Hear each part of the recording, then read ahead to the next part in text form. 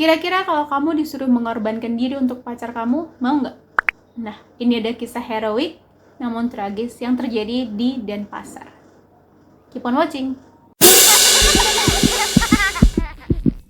Assalamualaikum warahmatullahi wabarakatuh. Selamat datang di segmen Spooky Time di Salkaura Official Channel. Saya Thalia Salkaura. Nah, kalau di intro tadi itu seakan-akan seperti demi perempuan, ini bukan ya, bukan seperti di intro yang kalau kalian tangkap karena demi perempuan, bukan. Tapi ini demi rakyatnya. Kita akan membahas awal mula Dam Ongan. Dam Ongan adalah bendungan yang terletak di Denpasar Utara di Provinsi Bali. Dam Ongan diresmikan oleh wali kota pada tahun 2019 lalu untuk menjadi Taman Lila Ulungan. Jadi sebagai tempat rekreasi untuk publik. Dan tahukah Anda apa arti ongan tersebut? Tahukah kamu apa arti ongan tersebut? Dam artinya bendungan. Ongan atau wongan artinya manusia. Jadi kalau digabungkan, Dam Ongan adalah bendungan yang dibangun dari tubuh manusia untuk bisa menghasilkan aliran air yang ada di sungai tersebut, di bendungan tersebut, untuk sampai mengaliri sawah-sawah milik petani setempat. Kisah ini diyakini terjadi pada kerajaan Pemecutan, yang rajanya saat itu adalah Cokorda Pemecutan. Pada suatu ketika terjadi kekeringan yang berdampak pada sawah milik petani. Jadi banyak gagal panen, sawah-sawahnya kering, dan akhirnya rakyatnya memutuskan untuk mengungsi ke kerajaan Badung, yang diharapkan di lahan tersebut nantinya yang mereka buat akan lebih subur. Perlu diingat pada saat itu wilayah yang mereka tempati itu masih hutan dan belum ada saluran irigasinya. Akhirnya para ida atau para cendekiawan yang ada di kerajaan saat itu mengusulkan untuk membuat saluran irigasi dengan cara membendung air sungai. Namun sudah ada pun saluran irigasi belum bisa memenuhi kebutuhan para petani. Walaupun air sungai itu banyak. Mengetahui kekeringan yang masih melanda, seorang patih bernama Ki Sawunggaling yang setia pada Raja Cokorda Pemecutan saat itu mengambil inisiatif untuk mencari solusinya. Ia melakukan semedi di sekitar bendungan berharap mendapat pawasik ataupun petunjuk. Ki Sawunggaling pun mendapatkan petunjuk atau pawasik yang berisikan bahwa untuk bisa mengalirkan air, bendungan tersebut harus memiliki fondasi dari tubuh manusia. Karena Ki Sawunggaling adalah seorang patih yang sangat-sangat setia pada raja dan memikirkan rakyatnya, ia pun bersedia menjadi korban untuk fondasi bendungan tersebut. Ketika ia menceritakan kepada istrinya, sang istri pun bersedia karena mungkin kekuatan cinta kali ya.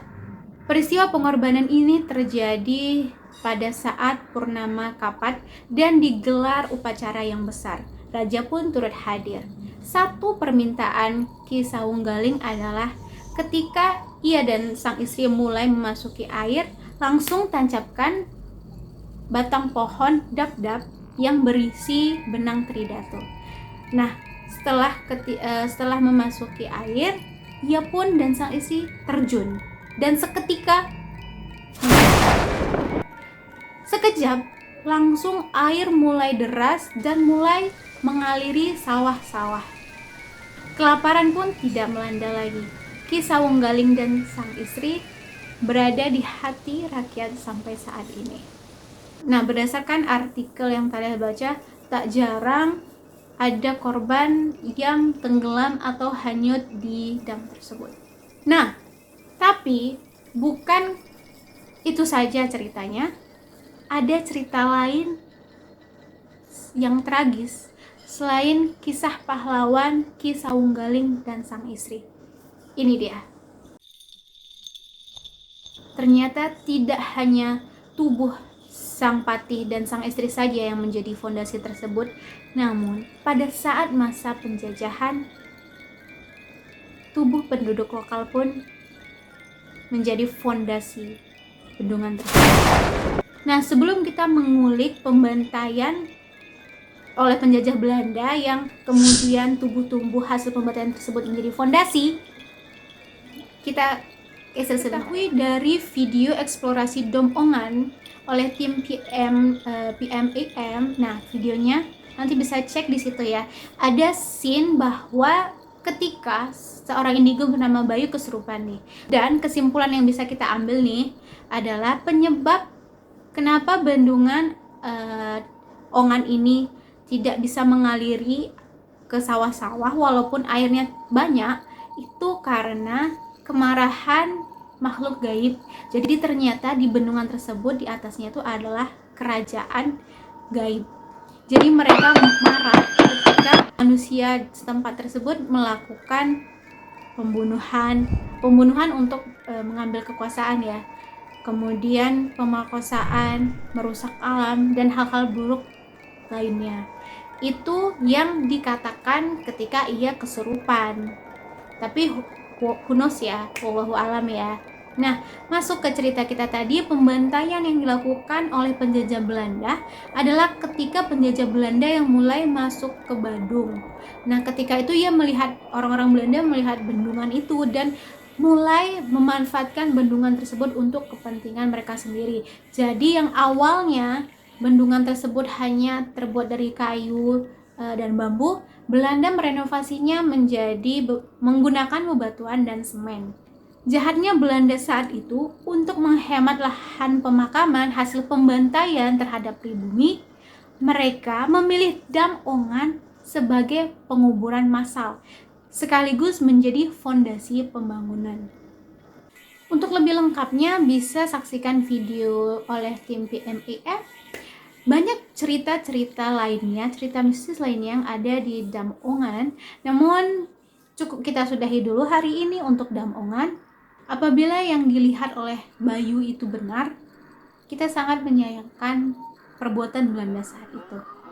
Yang awalnya cerita Dam Ongan ini adalah kisah heroik, tapi ketika penjajahan Belanda yang memanfaatkan cerita itu dan membuatnya menjadi tragis, itu sangat tidak manusiawi. Jangan lupa datang ke channel aku. Jangan lupa datang ke channel Thalia Salkaura nih, di sini channelnya. Terima kasih teman-teman yang sudah melihat video ini Spooky Time malam Jumat kita. Kalau mau biar nggak ketinggalan untuk minggu depan selanjutnya lagi di malam Jumatnya, aktifkan bel notifikasi Salkaura Official channel ini, subscribe dan like. Kalau kamu punya cerita yang pingin diulik, mungkin bisa komen di bawah. Terima kasih. Assalamualaikum warahmatullahi wabarakatuh.